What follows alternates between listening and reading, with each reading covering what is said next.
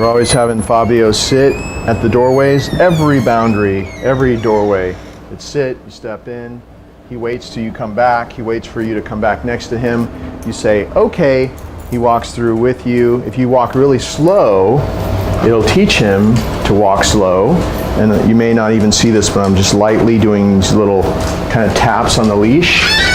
And I'm moving extra slow just to accentuate the fact that, you know, he can go really slow without pulling. See how the leash is loose?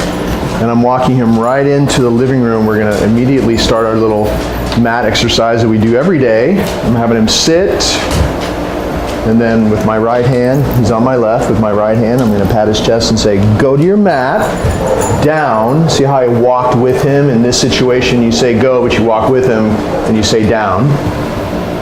Normally you'd say go, and it just means he's free and he goes in front of you, but only in this situation you walk with him so you can say down. And then we practice this little exercise that is a very important focus exercise. I usually set my timer for 5 minutes or so, and I just always start off with a basic downstay. Whatever he does on the mat, he'll start doing without the mat as you practice this more. See how he turned away from me? He turned to the side. Good. I just took a treat and I lured him to be straight and face the right direction. Good. And I lured him to come a little bit forward. You want him right there in the middle of the mat, facing this direction. And then no matter where you go or what you do, he stays there until you come back here. And you always, no matter what you do, where you go, what noises you make, you always come back in front and reward in this way.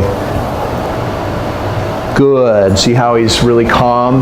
It's all about the delivery of the reward. You don't want to throw it down. You don't want to be fast about it, because this whole exercise is about developing focus in the dog, calmness. They'll only be as calm as the person that's doing this exercise.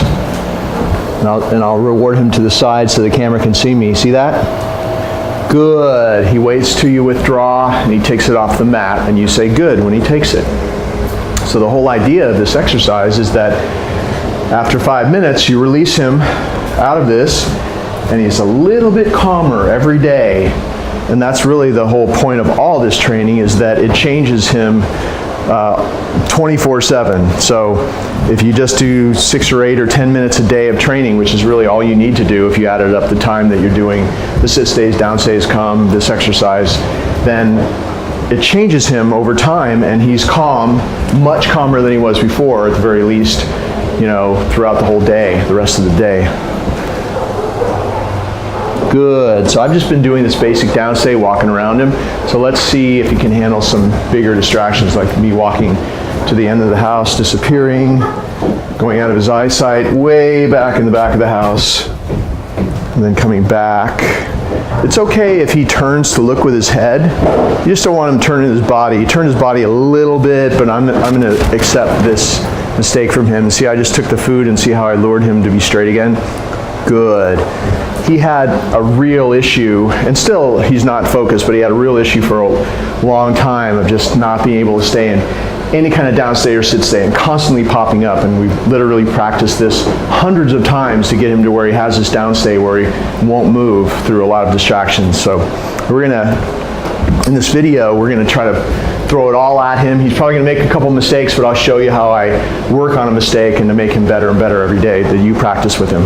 So now I'm gonna go in the back of the house here. This is behind a door, and I'm gonna close the door and knock on it. So he popped up. So you say no, come back, pick up the leash, and if he's just standing on the mat in the same spot, you can just step on the leash with your left foot and put him back. And you might have to do this a few times. So I'm going to remind him down. Good, that time he stayed there. So he's been successful at doing this here, but of course we practice this here for 3 weeks. Good, so you know, he may be having issues at your house with the same type of situation, but if you do it this way for a while, you'll have what you see that I have here. I always try to do something from a different direction each time, so since I went that way that time, I'm going to sit down. No. Walk him back, gently but firmly. Put him back like that. Make sure that he's laying straight on the mat. Good, just reward him for being where I want him to be, right there. Good, and then go back and try it again. If you're ever gonna do something that you think is difficult for him to do, it's okay to remind him, down, before you do it. Nope. Come on, come on. You have to keep putting him back. Down. Just go for a little success. If he's making mistakes with certain things, go for a little success. So he made 2 mistakes, I put him back. He did it successfully the 3rd time, big reward. Good, see I gave him multiple pieces. Hopefully the camera can see that. And then we move on to something else. So that's the way you would work through an issue. Try to have smooth, calm movements when he's having problems with something you're doing so that you don't startle him. And that every time you do it like that, he'll get a little bit more solid doing that thing every day. And once he doesn't make a mistake anymore, you can move on to do other things. And pretty soon, nothing rattles him, and everything that he learns on this mat and this level of calmness that he learns on his mat carries over to outside on the walk as well. So let's try the hard stuff. Down. Knocking on the front door. Well, certainly he was going to pop up. We knew that. No. So I say no. I step into him. Step on the leash, put it back. You might have to do this a few times. There's a few tricks that we can do if he has some problems with this, so I'll show you. Down. So he can't just do that. No. So I'm going to show you how to get him to do something by kind of breaking up that situation. So all I said was no, and I put him back. I still only said D-O-W-N 1 time. That was when I put him there originally. Don't be saying down, down, down all the time, because it'll just dilute the power of that or that word, that command, and it'll be like blah, blah, blah if you're always saying down, down, down. So he can handle the knocking. No. Good. Make sure he waits every time. Make sure he doesn't try to touch your hand or take it out of your hand. Close it a little bit. Nope. So it's closing the door that gets him. Put him back. Down. Nope. It's not even the knocking at all. It's the closing of the door. So here's a little trick you can do. You can desensitize with food a dog to a certain occurrence. So I'm going to give him a big pile of this natural balance. No. He's munching on that. I'm going to close the door. No. Put him back. See, that made him handle it a little bit longer. So we're going to do that a few times. So all I did was I stood on the leash, made it shorter so he felt tension when he stood up, and he went back down. When he felt the tension, he went back down. So we'll try it again. Big handful of this natural balance. Close the door. No. You can see doing that buys us more time. We'll try a little variation of that. No. Make sure you deliver the food in a very calm way. Good. No.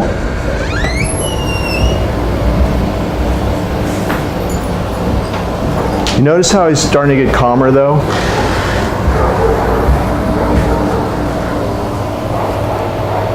Good.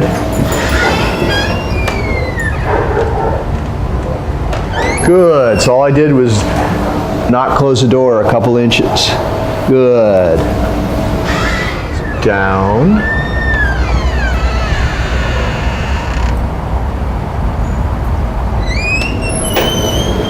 Good. So you see how much patience this takes, and it takes some time sometimes. Down.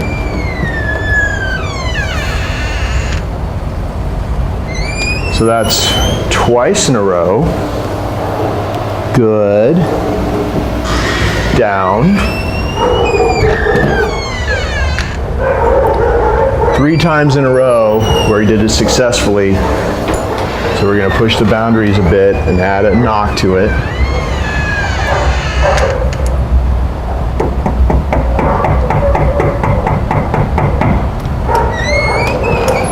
Good. Good. That's how you'll work on an issue. It took a couple of minutes to do that, but you saw how he was in the beginning. And then just through trying a different little variations of that, how we worked our way back up to that initial occurrence that made him keep popping up. This kind of stuff with Fabio will make him so much calmer. If you're able to do those types of things you see me doing in the video, you'll just see just over time gets so much more calm than he is now. And when you're about to finish this exercise, you just kind of do the, kind of like a cool down, walk around him a couple times. He's waiting for you to stand back next to him, pat your leg and say, okay. And then have him sit. You're going to take him outside, give him some free time.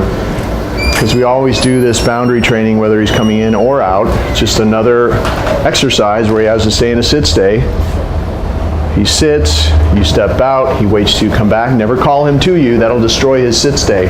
He needs to know he only goes through these boundaries with you, next to you, without pulling. No. Even if he makes a mistake and anticipates something and jumps the gun, step back and then go back again. Make him do it the right way. Okay. Okay, and have him walk through like this. And then in our case, our yard's right out here, we'll have him sit and then release him, go, to be free, to get some free time out in the yard because he did a lot of hard work today. Start? Okay. Here we are in front of the crate, have him sit. This is his routine throughout the day. Comes to the crate, this door is always closed. We open it, and by the way, closed, by closed I mean it's closed. This happened to be open at this moment, but it's always closed. When we walk up to it, we have him sit. You're not restraining him, so this leash is loose. So you're not going like this, holding him there. That will actually trigger him to be nervous and break out of his sit. So keep the leash loose. If he gets up, you would just go like that, gently like that, and say no. It's like a signal. It's not meant to cause pain, and he'll go back. So sit, open the door with your right hand, pat his chest, go. Oops, one there, silly. Kind of lost his focus. The reason that he went to either side was because his crate's in the other room. He's never gone into a crate right here before. So dogs are funny that way. They're not used to going into a certain crate in that particular room before. If they've never done it, they could get a little bit nervous and not go straight in. But now he gets it. I'm going to put him in again so you see how quickly he'll get used to it. So I'm just going to bring him out again. But why don't I actually just show you. So if he goes in his crate, I take off all his equipment in the crate. The prong collar gets hung on the door so it doesn't get tangled up in itself. If there's a choke chain on, you take that off too. You can put the choke chain and the leash here. At our house, he has been eating in the crate. He gets chewies and all his treats and bones in the crate. For him, it's a super happy place. He's out of here throughout the day, in and out constantly. Every time he comes in sitting at the doorway like we showed you before, walking through, sitting at the crate. There's a lot of structure. This is a super important boundary as well. This is the boundary to his den. Dogs are naturally den animals, so this is his den where he eats and he sleeps and it's really comfy in there. He has a blanket in there. So it's all positive, but if we control his access in and out, then that's another circumstance that makes him perceive you differently than he did before, because if he has to wait for your permission throughout the day, just a simple sit, stay, and then go, to go in and then waiting to come out, he's going to start looking at you as if you're serious, and maybe he should listen to you when you call him to come outside and those types of things. So it's a great way, it's a great little piece of the puzzle to add to the whole routine to make sure that he's perceiving you as the boss now. So if you're going to, when you're going to take him out, see how he waits? And for a while when he waited, once I taught him to wait, good, I'd give him a treat when he waited. If he tried to come out, I'd say no and give this a little token slam. Just like that, not hard or anything, but just that's a signal that he'll understand if you do it. Good, that he'll know that he shouldn't come out. And then, but always follow up with a reward like that. So when he's doing the right thing, give him rewards. And if you had to correct him once like that and he doesn't come out, give him a reward right after that. So that never let a little correction like that hang there. Always follow up with a reward when he's doing what you do want him to do. So I hooked up this leash to the prong collar. You hook it up to the funny looking buckle. The round spacer is just that. It's a spacer, you don't touch it. And you can undo it and refasten it from any link here in the prong collar. And it shouldn't be twisted. It should go like this. Make sure it's not twisted. You can just let it hang like that. It's already attached to the leash. It's really easy for you. You reach in, put it around his neck, hook him up. He's waiting. See how he's waiting? One more treat. Good for waiting. If you try to come out, I'd say no, and I'd do that. But he didn't. He's waiting. And then you just pat your leg and say, okay, and he's going to come out. And then I always do a left turn. Another opportunity to turn left into him, come back, make sure that's closed, because if he can run in and out of his crate, then you squander your power of controlling the boundaries. So always close that. It's closed when he's in, it's closed when he's out. And then we can, of course, then just take him out, sit. More free time out in the yard. And we're actually going to go on a walk now, so this is the way we'd start the walk as well. This way through the doorway, and then you're going to see us through the gate, and then at the curb, and we'll show you how we do the walk with him every day. Okay. So we're having Fabio sit. We're about to come out on the street. We already had him sit and wait at no. Make sure he sits and waits. We had him sit and wait at the doorway, the front door, which you've already seen. Now this gateway, sits and waits for my permission to come back, to come through with me without pulling. Okay. See how I'll just reinforce it with little prompts like that. And then left circles like this. Always turning left. If you have to close the gate yourself or any gate or doorway, just do a left turn like that. Turn into him, can grab it, and then keep going the way you want to go. It's that left turn that body language is really important. Sit. It's very dominant when you turn into the dog and they're getting out of the way of your body, and which you want him to think that you're dominant, but be able to do that or achieve that in a very gentle but firm way, so there's no rough stuff. There doesn't have to be. And then also when you turn left, he keeps the leash loose. So when you're turning left, it draws him back next to you and the leash stays loose, which is perfect. The most you're doing when you're turning left is just doing these little prompts that you'll see me doing throughout the videos. Just kind of like tapping the brakes. And out here, at the curb, I will, nope, do little sit stays. See how he got up? Gets up, you say no, do your little circle, a little do-over circle. If he makes a mistake, you just do a little left circle like that. It resets the dog so that they can have a chance to do it the right way the second time. See how that worked? He had made one mistake, I reset him, and then he did it perfectly. And then this is how we always start the walk. Okay, and then he walks across the street with me, calmly, respectfully. He did have a tendency to pull a lot, but now the most I have to do in the beginning of the walk is just do these little prompts, and I'm walking super slow as well. And that's something you should do as well. The slower, more deliberately you're walking. Sit in the beginning. The quicker he's going to learn that the walks are a relaxed exercise. You're not rushing, he's not pulling. He's only going to be relaxed as a person walking him or handling him. So we came across the street, he's still on the clock, and now we release him to be free by patting his chest and saying, go. Now he's free and we start the walk, but because we started the training on the inside of the front door, we had that boundary, walked through the yard, had that gate, had that curb, walked him across the street in training mode, had him sit, and then released him to be free over here. If I wasn't talking to you so much and just doing it, I'd be out here in a minute and a half, or maybe 2 minutes if he made a mistake or two, depending on who's on the street. If there's distractions, he might pop up. So you just make sure that you don't move forward until he does it the right way. That's good for his concentration practice. And then by the time you release him, he's in the zone and he's not pulling. This is the beginning of our walk. Come on, buddy. And then you can just start a walk like this where he's not pulling you and acting crazy. Actually, maybe we should go this way. Come on, let's go this way. So he's just on free time right now, and this is how he's walking. And then really all I want you to do at first is just come, call him back to you. Good. If you have a problem, grab his leash. You can do your left turn, go the other way if there's a dog or something, some sort of distraction. But don't worry about having him sit and do all this training stuff, this dog show, leash walking stuff when you're on a walk. It's supposed to be a relaxing exercise anyway.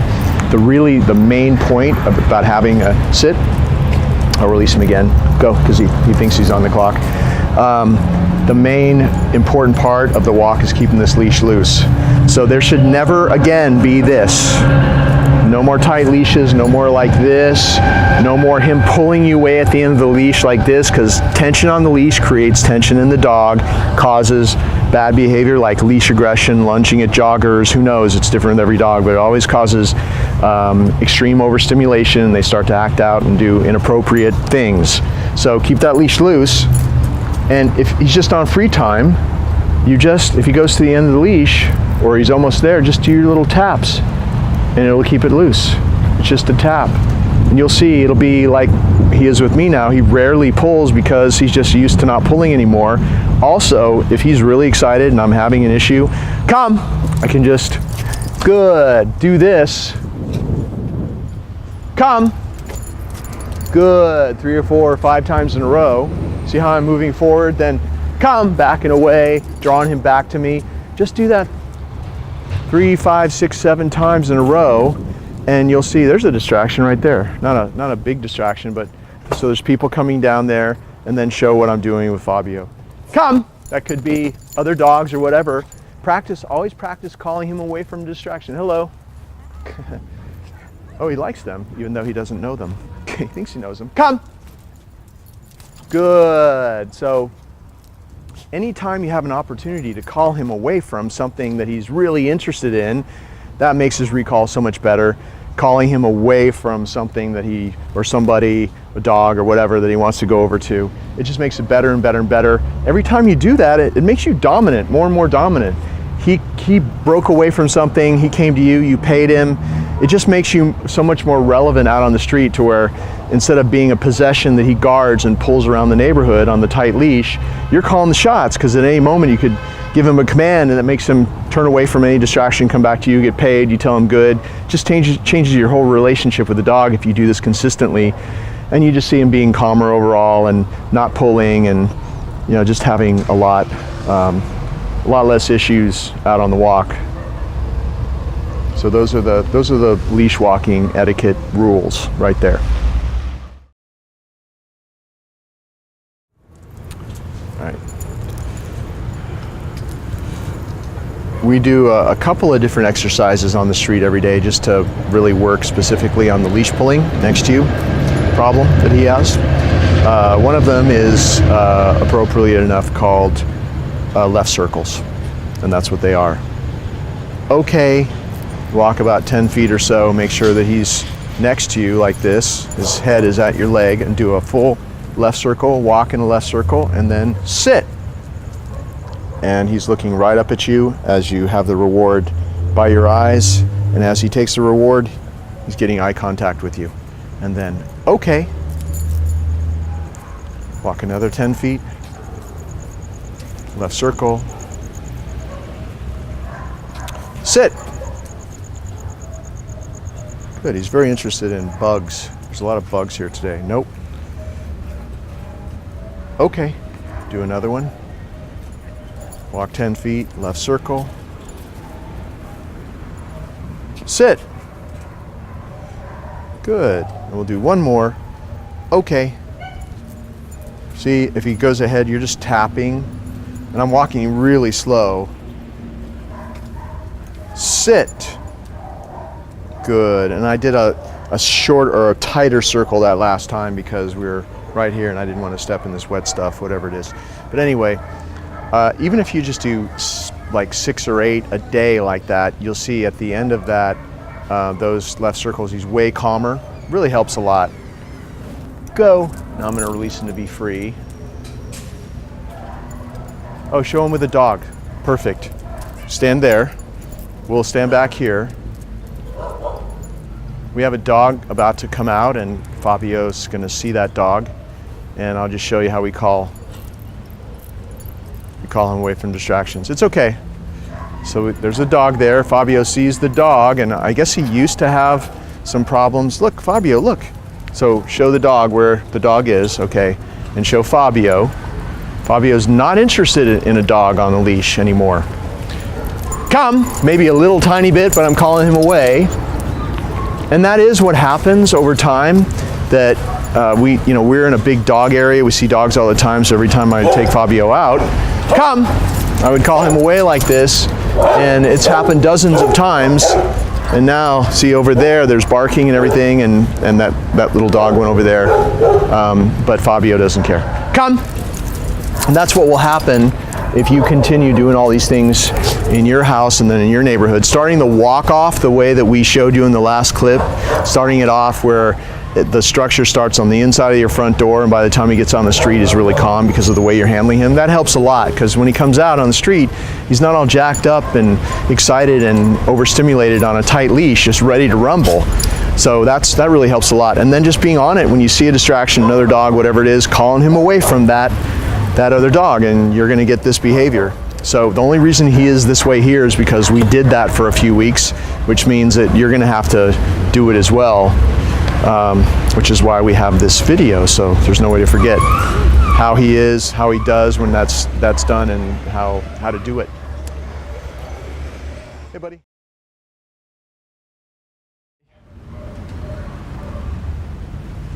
Okay. Sit. Good. Okay. Sit. Good. Okay. Sit. Good. Okay. Sit. Good. Okay. Sit. Good. Notice how I did it the first time. I rewarded him the first time, and then I rewarded him the last time. Go. And you could do it in any combination, but I always, when I'm doing consecutive sits like that, come. I always like to do it at least the last time. And actually, that's the best way to do it. Sit. I just gave him the, you probably didn't hear me say sit. I just gave him the reward in the beginning to sort of get him primed up for doing more of them. But really, once you start practicing every day, you just start off, okay, sit, good, okay, sit, good, okay, sit, good, okay, sit, good, and reward him the last time before you release him. Go. I think I may have done 4 that time, but if you just add another sit every day, pretty soon you're doing 10 in a row, and he'll just do it and just give him a reward in the very last sit, and he'll always be doing them, waiting for the reward at the end of the sequence. So those consecutive sits are just as valuable as the left circle sits, because it's just another way to teach him to slow down with you when he's next to you on the leash. He starts anticipating that he's going to have to sit every 2 feet. He's waiting for your permission to go again. It's just a great exercise to do to slow him down, especially a dog that used to pull, slow him down on the leash when you're out in public. So those consecutive sits, just do like 20 seconds of them a day, and you could probably get 10 reps in 20 or 30 seconds. Just do it exactly like you saw me do it. Okay, buddy. Let's go. Okay, let's start like this. Sit. Good. We never repeat the command, and if he had not sat the first time I told him, I would have just pulled up with a little bit of pressure. It's not popping, it's not jerking. It's gentle but firm pressure, and all he knows is he heard it once and he ended up going there. So that's why we never repeat the command. If you repeat the command, you're going to dilute the power of that command. So only say it once, gently but firmly reinforce it with the leash if he doesn't do it right away. And if you do it that way, it'll just get better and better. And then stay is built into sit, so we don't say stay. We've never said stay. He doesn't know what stay means. All he knows is that when I say sit, I could go all different places or do things, make noises, whatever, but he only gets up when I come back to get him, which is standing back next to him, and there's always a reward. Straight down, good, especially if he's stayed in a sit stay for a little while till I come back. And then you either pat your leg and say okay, which has him walk with you, or If you want to let him be free, take your right hand, pat his chest, go.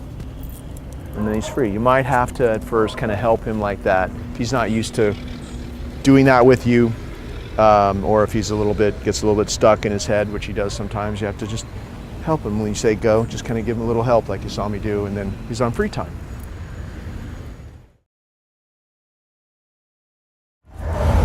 Ready? Sit. We always lead Fabio up to the person that we want to introduce him to. We never have that person approach you to do this greeting routine. And step away from him, he stays in the sit stay. We hand the new person a piece of Natural Balance in this case, or whatever little treat you're giving that person. Fabio waits in a sit stay, come back next to him with your right hand, pat his chest and say, go say hi. He takes the treat, you say, come. Good, and it's just a little greeting routine that we do with all the dogs. Sit, and some dogs have jumping issues or over excitement issues with people that they might know but haven't seen for a while, or that they don't know. So it's just a great little way to do a very controlled greeting with the dog and teach them respect. No, if he tries to pop up before you send him over, you just say no and put a little tension on the leash. He'll go back. Make sure he really waits until you pat his chest and say, go. And then you can pet him. Come. And if he's not jumping, that's great. Good. If he is jumping on a person, then you just call him back to come to you. It's a good way to just get him to stop. Sit. And you can always add that little left circle before you have him sit, so he sits straight. We'll just do this one more time. It's a great little exercise to do. If he pops up, you say no. It's just another way to practice your sit stay. We have multiple distractions on the street, people and things walking, another dog just walked past behind the camera person. So it's a great place to practice these training things, because it's real life. It's not in a yard with no distractions. So he's doing really well. Go say hi. Gets the treat, he gets petted, doesn't jump. Come. Good, it makes sense. If he's getting petted, he's getting a treat, all down here on ground level, there's no reason for him to jump. Dogs usually just start jumping because nobody's touching them or giving them attention. They start jumping and people start touching them and pushing them away, and that's actually why they do jump. So in this greeting routine, if you just practice with family members, friends, anybody that comes over, it's a lot of the training is in this little exercise. You've got the sit stay where you step away, you've got the release to go say hi, you've got the come command.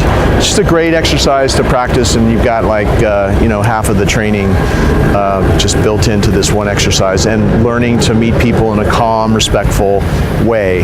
And you do a bunch of these in a row and you'll see he just gets calmer and calmer every time.